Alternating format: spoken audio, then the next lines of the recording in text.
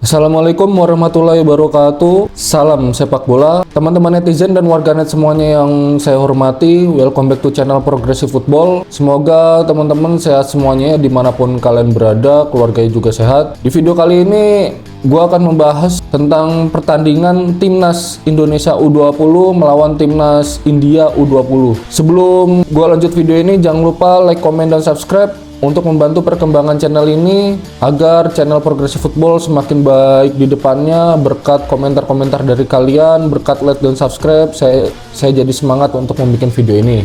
Ya mungkin kalian sudah tahu ya, pertandingan Timnas Indonesia U20 yang melawan India U20 ini kita berhasil menang 4. Dan yang menarik di sini, kemana para komentator bola yang di saat waktu Sintayong melatih timnas, baik timnas kelompok umur, timnas senior, dia selalu mengkritik. Ini kemana kehadiran si Toel, Akmal, sama Justin? Ini kemana? Yang biasanya sering menghina-hina, terutama Toel dan Akmal ini yang biasanya sering menghina-hina Sintayong, taktiknya monoton, taktiknya begini, sekarang kemana? Itu akan kita bahas nanti. Itu yang akan kita bahas sekarang. Yang akan kita bahas pertama itu tentang pertandingannya. Itu memang Indonesia menang 4-0 ya, tapi pertandingan sangat membosankan lah. Itu gol-golnya itu ya bisa dibilang tidak sesuai taktiknya lah. Apakah taktiknya seperti itu ataukah ini hanya keberuntungan? Ini yang menarik kita bahas. Yaitu gol pertama Timnas U20 ini dari tendangan bebas ya, akibat dilanggarnya pemain kita.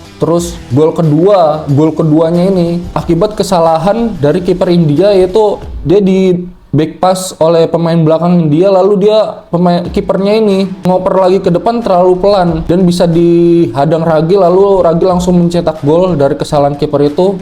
Terus yang gol kedua juga seperti itu. Memang ini itu tadi yang gol kedua. Ini yang gol ketiganya skemanya lebih baik ya. Dari samping kanan terus ngesut, ada bola dari samping kanan agak ke tengah terus ngesut, bola reboundnya di situ ada Ragil dari sisi kiri, lalu Ragil langsung mencetak gol.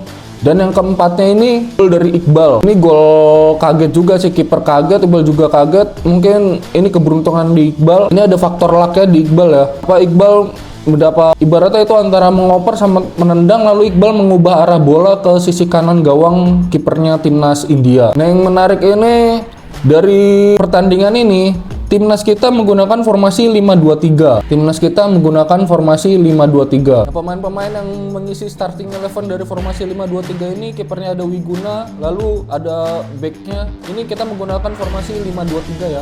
5-2-3, yang mana 3 back di belakangnya itu ada Kade Karel, Pava, Iqbal. Ini 3 back di belakang, yaitu sisi kirinya ada Donitri, sisi kanannya ada Ezi Buffon, lalu 2 di tengah ada Welber Jardin dan Tony. 3 di depan, sayap kirinya ada Ragil, sayap kanan ada Gala, dan striker utama kita yaitu Jan Schreven yang langsung diturunkan dari menit awal. Nah, di sini India juga menggunakan formasi 5-2-3. Seharusnya dari skema ini Indra Safri ini sudah bisa melihat kalau ini 2 pemain di tengah, ini kita kalah. Maksudnya kita dalam penguasaan bola ya bisa kalah karena musuh menggunakan 5-2-3 juga. Kalau musuh menggunakan 5-2-3, ini seharusnya kita bisa mencoba formasi 4-3-3. Jadi musuh udah kalah di tengah, kita menang di tengah dengan 3 pemain. Lalu ada dorongan pemain back sayap kanan, back sayap kiri yang akan membantu maju. Jadi pada saat penyerangan ini kita bisa lebih banyak pemain yang di area musuh. Mungkin kalian tadi melihat juga permainannya yang di tengah ini yang dinakodai oleh Welber Jardin dan Tony. Dari belakang ke tengah, ke belakang lagi, ini sangat monoton. Tidak ada passing progresifnya langsung ke depan. Jadi ini tetap main samping aja. Kenapa nggak dicoba? Mumpung ini melawan India, dicoba bagaimana prosesnya dari tengah ke depan, jangan dari tengah ke samping. Seperti itu terus. Ini kalau di Piala Asia ini taktik seperti ini taktik jadul ini. Taktik seperti formasi 4-4-2 juga seperti itu, mainnya samping-samping karena di tengah hanya 2. Main samping, umpan crossing ini seperti permainan di PS 2, PS3, bahkan PS1 dulu andalannya kan seperti ini. Progressive passing dari samping, lalu ke tengah mandul, seperti itu terus. Tapi tetap dicoba ini karena kita mendapatkan faktor luck ya, kita menang 4-0 ini. Ya semoga aja ini menjadi koreksi buat Indra Safri ini, karena sudah partai final dalam laga uji cobanya. Kalau kita melawan tim-tim besar seperti kita di Piala Asia nanti, kita bertemu dengan Uzbekistan yaitu juara grup, terus kita bertemu lagi Iran dan Yaman ya. Ini kalau kalian melihat cuplikan-cuplikannya di YouTube, di video YouTube lainnya, Uzbekistan ini timnas U20-nya ini sangat beringas. Mereka tidak beda jauh dengan timnas seniornya, timnas U23-nya tidak beda jauh juga dengan timnas U20 ini.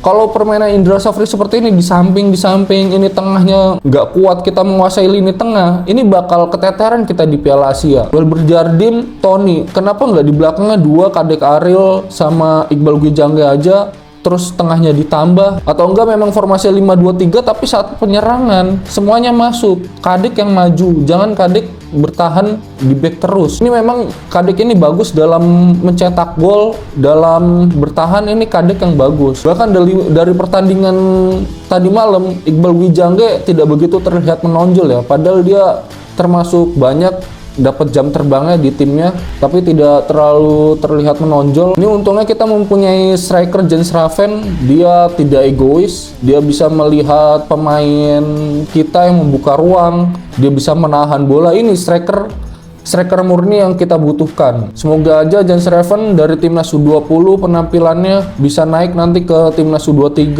atau bisa langsung ke timnas senior, karena ini pergerakannya dia simple. Mungkin kalian melihatnya keberatan inilah, tapi dia untuk lari itu saya pernah lihat langsung, Jens Raven itu larinya sangat kenceng. Saya pernah melihat langsung di Stadion Madia GBK waktu pertandingan itu, Jens Raven sebenarnya larinya itu sangat kenceng kalau kalian melihat itu.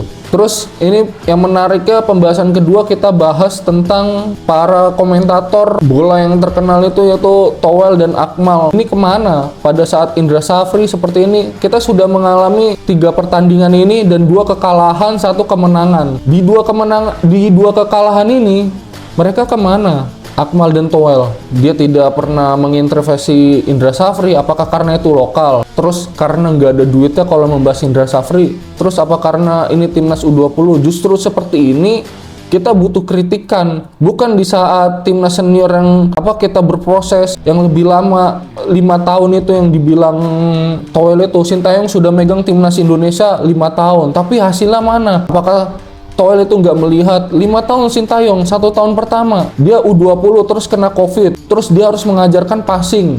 Pemain-pemain yang masuk ke timnas juga tidak disiplin. Towel apakah melihat itu?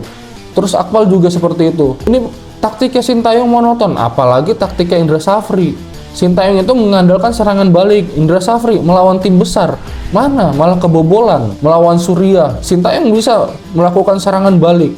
Indra Safri taktiknya monoton, tengah belakang. Ini mana komentar kritikan untuk Indra Safri dari 2 orang itu? Kalau memang mereka mau mengkritik permainan timnas, yaitu dari timnas U20 juga harus dikritik, dikoreksi. Jangan mereka hanya melihat Sintayong. Coba lihat hasilnya. Ragil dulu dia dilatih Sintayong, dia pertama diajarkan passing, walaupun dia di klub sebelumnya di usia muda, dia di SSBD di usia muda, dia menurut pelatih lokal sudah bagus, tapi menurut Sintayong masih dia harus latihan passing, semuanya masih dilatih passing. Indra Safri sekarang tinggal memetik hasilnya aja. Nah, jadi janganlah waktu Sintayong melatih terus mereka mengkritik seenaknya sampai dikata-katain Sintayong sampai cocoknya jualan. Dan sekarang Indra Safri bagaimana? Mereka nggak bersuara sekalipun, mengkritik timnas 20 nggak sekalipun. Ini kan sudah lokal semua. Mereka selalu membanding-bandingkan mana lokal, mana diaspora. Wah, ini diaspora ini tuh pemain timnas Indonesia, dia sudah menjadi warga negara Indonesia. Memang kenapa? Kalian bisa melihat sendiri kan, permainan timnas U20 melawan sesama timnas U20 antar negara yang lebih kuat aja, cara-caranya masih belum efektif. Cara permainannya belum efektif. Masih bingung dia, taktiknya bagaimana. Ini karena Welber main aja nih, lebih hidup aja. Coba sebelumnya, Welber tidak bermain, Welber pertandingan kedua melawan Suriah tidak bermain. Ini posisi tengah, lini tengah ini bingung.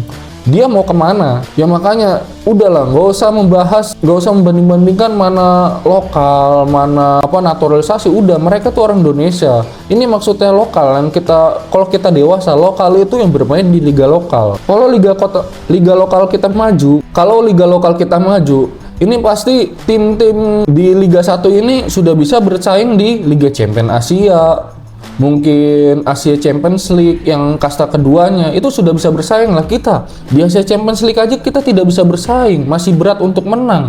Seri aja itu untung. Gimana kita bisa menaikkan kualitas liga kita, peringkat liga kita? Coba dari 5 tahun terakhir, ada yang peduli nggak sama peringkat liga kita? Pemilik klub apakah peduli? Yang penting itu mereka cuan. Tidak peduli dengan peringkat liga kita, bermain di luar itu kita harus maksimal. Yang mendatangkan pemain paling harga pemain 5 miliar, segitu-segitu aja. Kekuatannya, fundamentalnya tim nasional Indonesia itu hanya segitu-segitu aja.